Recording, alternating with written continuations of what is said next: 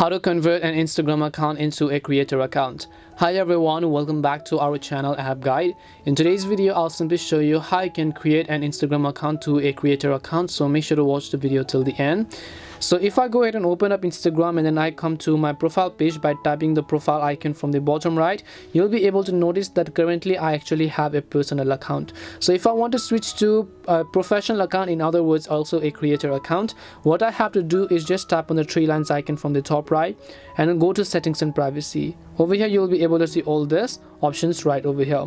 So what you want to do is just go to account type and tools, select the option called switch to professional account, and then here you'll see get professional tools. Just tap and continue, and then tap and continue again.